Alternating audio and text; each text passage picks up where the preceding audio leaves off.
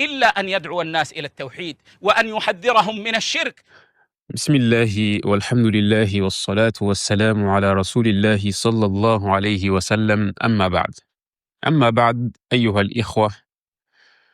الإخوة والأخوات السلام عليكم ورحمة الله وبركاته. Nous reprenons la lecture et Inch'Allah Ta'ala, ça va être notre dernier cours sur ce sujet-là. Nous allons finir l'épître Ashratu Asbabin lil wiqayati min as-sihri wal ayni.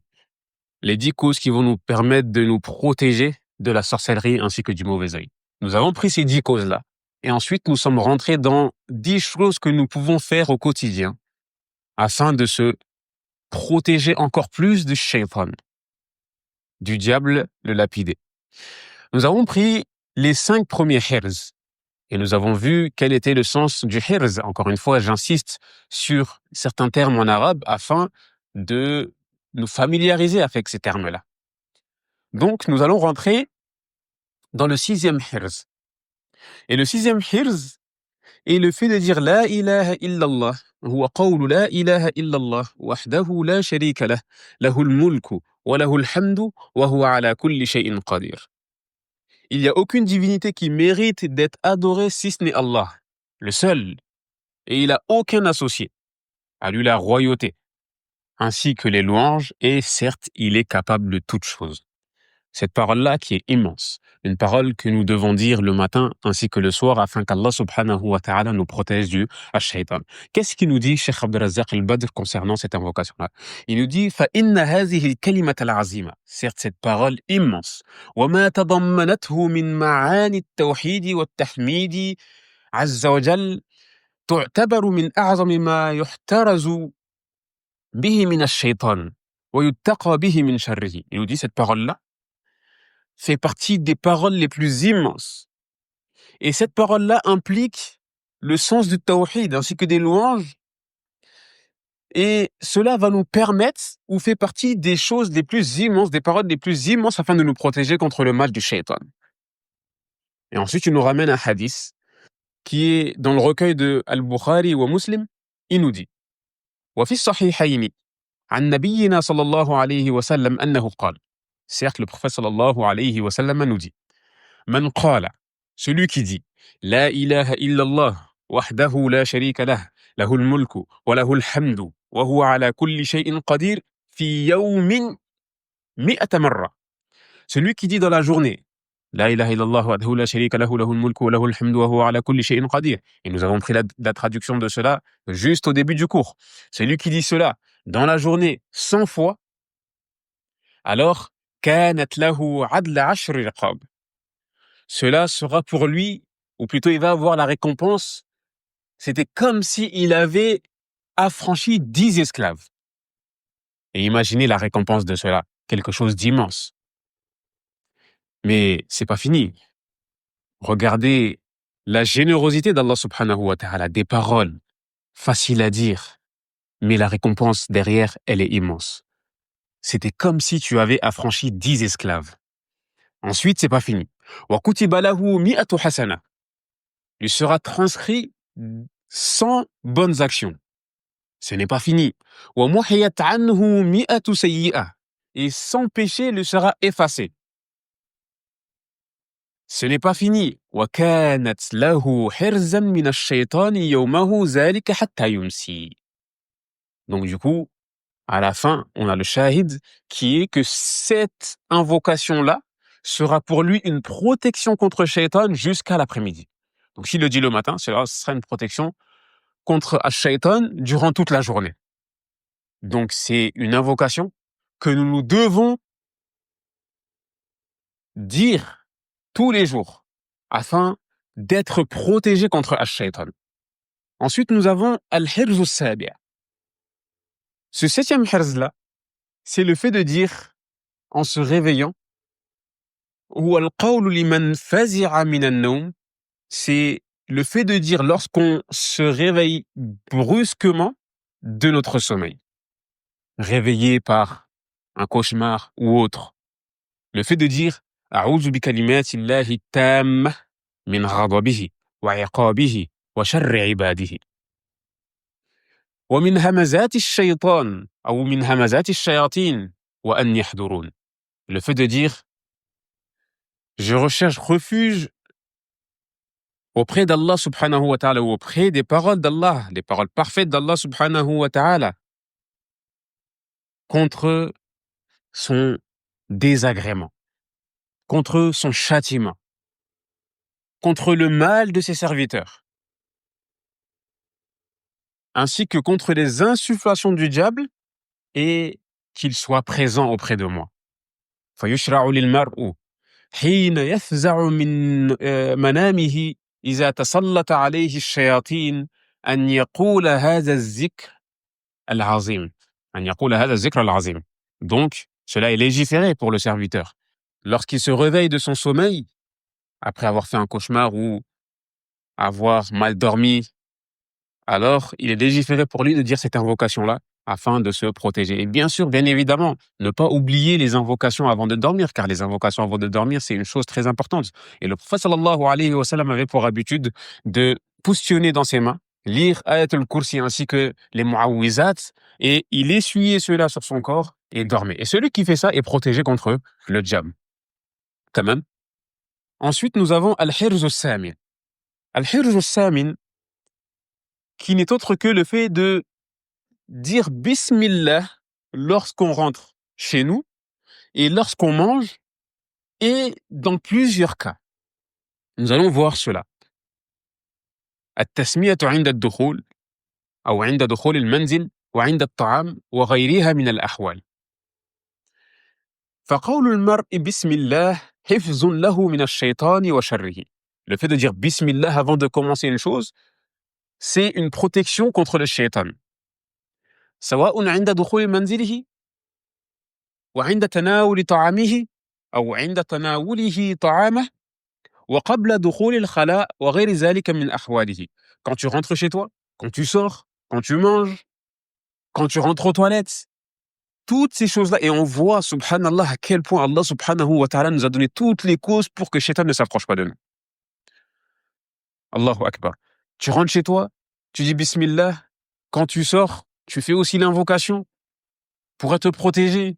Quand tu montes sur ta monture, tu fais tes invocations. Quand tu voyages, tu fais tes invocations. Le matin, tu fais tes invocations après le Fajr. Le soir, après l'Asr, tu fais tes invocations. Avant de dormir, tu fais tes invocations. Quand tu rentres aux toilettes, tu fais tes invocations. Lorsque tu sors, tu fais tes invocations. Lorsque tu manges, lorsque tu as fini de manger, et ainsi de suite. Allahu Akbar, il n'a rien délaissé. Il nous a vraiment donné toutes les armes pour nous protéger et pour être à l'abri. Et celui qui ne prend pas ces armes-là et ne les utilise pas, فَلَا يَلُومَنَّ إِلَّا نَفْسَهُ. Il ne pourra s'en vouloir qu'à lui-même. Cheikh Abd al-Razzaq al-Badr a rapporté un hadith, rapporté par Jabir ibn Abdillah, radiyallahu anhuma. Il nous dit أنه سمع النبي. Il nous dit qu'il a entendu le prophète sallallahu alayhi wa sallam dire إذا دخل الرجل بيته. Lorsque l'individu rentre chez lui. Lorsqu'une personne rentre chez lui. فذكر اسم الله عند دخوله وعند طعامه. قال الشيطان. Lorsqu'il rentre chez lui et qu'il dit Bismillah lorsqu'il rentre et lorsqu'il mange, le shaitan dit. Encore une fois, il dit ça à qui? لأعوانه ورفقته. Il dit cela à ceux qui l'accompagnent. لا مبيت لكم ولا عشاء. Ici, vous n'avez pas d'endroit où dormir, ni d'endroit où manger. C'est-à-dire, venez, on va chercher ailleurs. Donc, le fait de dire Bismillah lorsque tu rentres et lorsque tu manges, Allahu Akbar, c'est une protection immense. N'ouvrons pas la porte à Shaitan. Déjà, l'être humain, il a son qarin, il y a le diable, et il y a aussi an-nafsul ammarata bis-sou. Il y a tout cela qui entoure l'humain. Et ensuite, il y a aussi cette shahwa-là qui l'anime, cette envie-là qu'il a en lui, qu'Allah subhanahu wa ta'ala a créé. Donc, du coup, ne soyons pas une aide pour Shaitan de prendre le dessus pour nous. Faisons des efforts. Faisons nos invocations. Lisons le Coran chez nous. Comme c'est rapporté dans le hadith, le fait de lire Surat al-Baqarah dans la maison, c'est une protection immense. Et cela, on l'a vu encore une fois. Le fait de rester constant dans cela, le fait de s'entraider, et encore une fois, le rappel profite à moi-même, tout d'abord, alors va nous permettre d'être à l'abri de Ash-Shaytan ar-Rajim qui, encore une fois, fait tout pour faire tomber le fils de Adam avec lui, comme il l'a promis. Donc le hadith que nous avons cité, Cheikh Abdel Razak al-Badr nous dit وَالْمَعْنَى أَنَّهُ إِذَا لَمْ يَقُلْ ذَلِكَ عِنْدَ الدُّخُولِ حَصَّلَ الشَّيْطَانُ بِذَلِكَ دُخُولًا لِلْبَيْتِ. Si tu ne dis pas cette invocation-là, alors il faut savoir que Shaitan sera là et il va profiter de cet endroit-là. فَيَكُونُ مَبِيتًا فِيهِ. Donc, ici, il aura une demeure où habiter. وَتَنَاوُلًا مِنَ الطَّعَامِ الَّذِي يُوضَعُ. Et aussi, il va profiter de cette nourriture qui sera présente. Et un autre hadith rapporté par Anas bin Malik, Khadim Rasulullah sallallahu alayhi wa sallam, il nous dit qu'il dit, c'est-à-dire le prophète, sallallahu alayhi wa sallam, إِذَا خَرَجَ الرَّجُلُ مِنْ بَيْتِهِ فَقَالَ. Lorsque le serviteur sort de sa demeure et dit Bismillahi tawakkaltu ala Allah. Au nom d'Allah, je place ma confiance en lui. La hawla wa la quwwata illa billah. Il n'y a de force que en lui. Yuqalu hina izin. Alors, on dira à ce moment-là Hudita wa kufita wa wuqit. Tu seras guidé, cela te suffira et tu seras protégé. فتتنحى له الشيطان فيقول له الشيطان آخر كيف لك برجل قد هدي وكفي ووقي. Si Shaitan va dire, lorsqu'il va dire cette invocation-là qui est courte et qui ne prend pas plus d'une seconde, il va dire, déjà, tout d'abord, il va s'éloigner et ensuite il va dire, ou plutôt un autre Shaitan va lui dire, comment tu peux prendre le dessus sur une personne qui a été guidée, qui a été suffie et qui est protégée.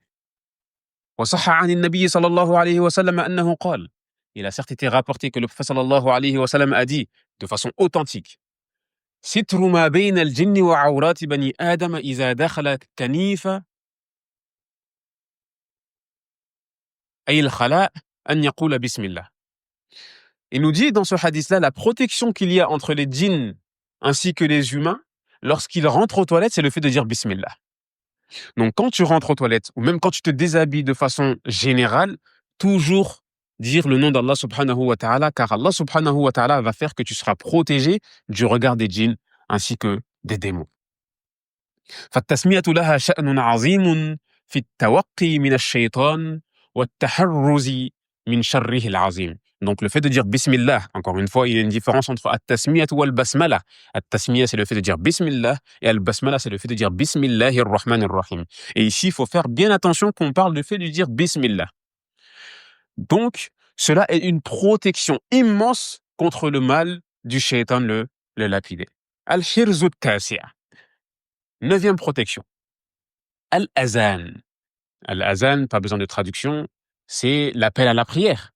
فالأذان الشرعي يعتبر من الحروز العظيمة الطاردة للشياطين.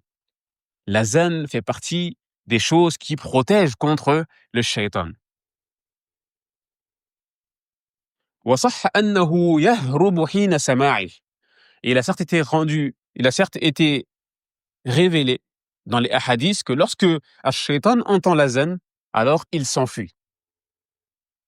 فعن أبي هريرة رضي الله عنه أن رسول الله صلى الله عليه وسلم قال.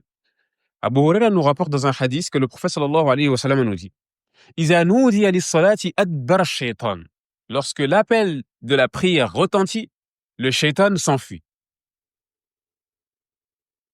وله درات. الدرات, qu'est-ce que c'est? C'est des flatulences. C'est-à-dire il va s'éloigner tout en pétant, si je peux dire cela comme ça afin que le terme soit bien compris. Il va avoir des gaz. Et encore une fois, pourquoi il va faire cela? Afin de ne pas entendre l'appel à la prière. حتى لا يسمع التأذين. فإذا قضى النداء أقبل. Lorsque l'appel à la prière finit, il revient. حتى إذا صوب بالصلاة أدبر. Ensuite, quand il y a l'iqama, il repart. حتى إذا قضى التصويب أقبل. Et lorsque l'iqama finit, il revient. حتى يخطر بين المرء ونفسه. Et là, qu'est-ce qu'il fait? Il commence à venir avec des wasawis auprès des gens. يقول أذكر كذا. Il va leur dire, rappelle-toi ceci. واذكر كذا et rappelle-toi cela. لما لم يكن يذكر حتى يظل الرجل لا يدري كم صلى. À un tel point où celui qui sera dans sa prière, il ne saura même pas combien d'unités il a prié. Et ça, encore une fois, beaucoup de gens ressentent cela lorsqu'ils prient. Le fait d'avoir des wiswas et le fait d'être déconcentré, tout cela vient de Ash-Shaytan. Donc, on se doit de se concentrer, de méditer sur ce qu'on lit afin de se concentrer au maximum dans notre prière. Dans un autre hadith, عن سهيل بن أبي صالح قال: أرسلني أبي إلى بني حارثة قال: ومعي غلام لنا فناداه مناد من حائط ناداه باسمه قال: وأشرف الذي معي على الحائط فلم يرى شيئا فذكرت ذلك لأبي فقال: لو شعرت أنك تلقى هذا لم أرسلك ولكن إذا سمعت صوتا فنادي بالصلاة فإني سمعت أبا هريرة يحدث عن رسول الله صلى الله عليه وسلم أنه قال: إن الشيطان إذا نودي بالصلاة ولى وله خصاص. Ce hadith-là est rapporté par Suhail bin Abi Saleh. Il nous dit que son père l'a envoyé à un endroit. Et il avait avec lui un enfant. Et derrière le muret, il a entendu un bruit. Donc, le jeune qui est avec lui, il a regardé derrière ce muret-là, mais il n'a rien vu.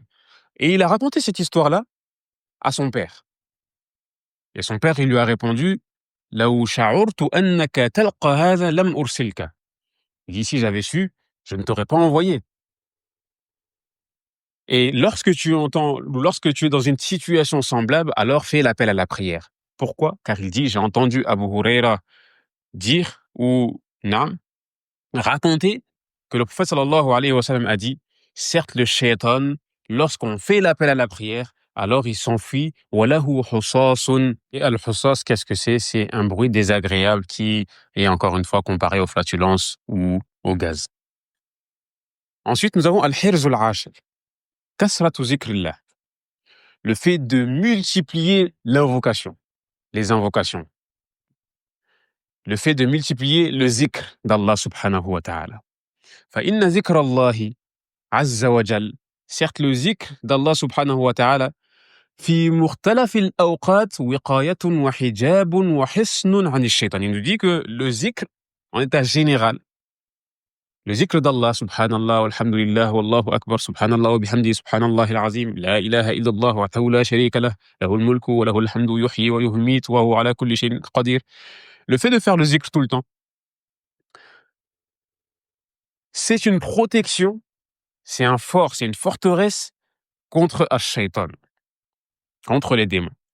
Allah subhanahu wa ta'ala nous dit: Inna ibadi laysa laka alayhim sultan wa kafa bi rabbika wakila. Ici, Allah subhanahu wa ta'ala parle de ses serviteurs. Ibadi, il les affilie à lui-même. Encore une fois, tashrifan, pour les honorer. Tu n'auras aucun dessus sur eux. Tu n'as aucun pouvoir sur eux. Et ton Seigneur suffit largement pour les protéger. Et il nous dit aussi dans une autre sourate: وَمَنْ يَعْشُ عَنْ ذِكْرِ الرَّحْمَنِ نُقَيِّدْ لَهُ شَيْطَانًا فَهُوَ لَهُ قَرِينٌ. Ce verset-là, il fait peur. Celui qui se détourne du rappel d'Allah subhanahu wa ta'ala, qui fait le sourd, qui faisait comme s'il ne les comprenait pas, il fait l'aveugle, alors نُقَيِّدْ لَهُ شَيْطَانًا فَهُوَ لَهُ قَرِينٌ. Qu'est-ce que ça veut dire?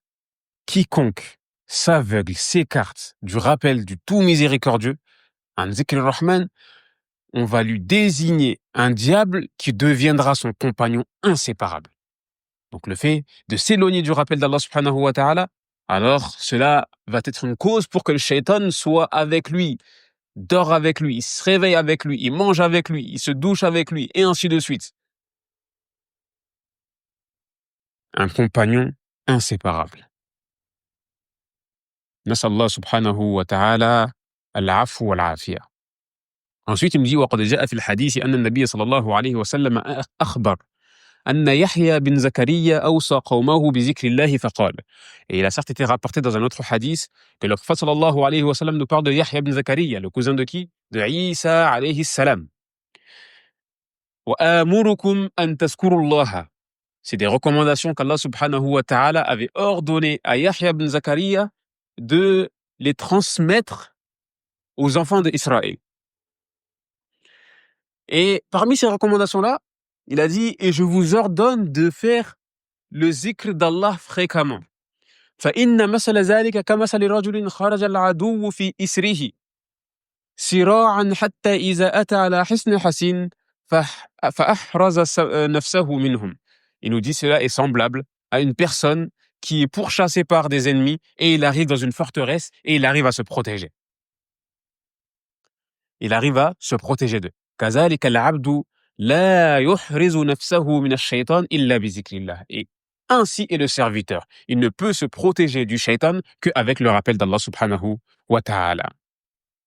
Et ensuite, le sahabi al-jalil Abdullah ibn Abbas, le cousin du prophète sallallahu alayhi wa sallam, nous dit الشيطان جاثم على قلب ابن آدم فإذا سهى وغفل وسوس وإذا ذكر الله خنس. Ici, Ibn Abbas nous dit une parole immense. Il nous dit que Ash-Shaytan, il est sur le cœur du fils de Adam. Il est accroché au cœur. Lorsqu'il devient distrait et insouciant, alors il va lui souffler des tentations, ainsi que des mauvaises pensées et autres.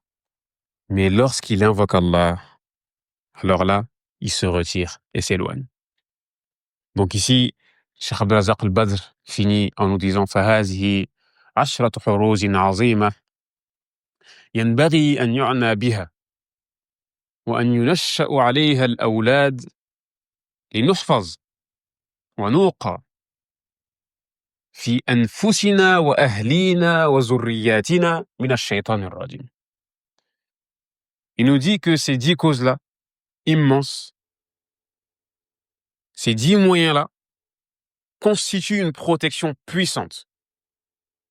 Et il convient de mettre ces causes-là en pratique. Ces moyens-là, on se doit de les mettre en pratique.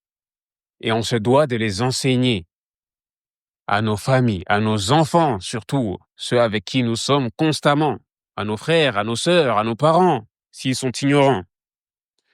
Et pourquoi? Afin de nous préserver nous-mêmes, nos familles, du diable le lapidé. Et encore une fois, cela va nous permettre de préserver aussi notre descendance. Car si tu enseignes cela à tes enfants, tu leur enseignes les bonnes mœurs et ainsi que le bon comportement, alors cela va être une bénédiction pour ta descendance.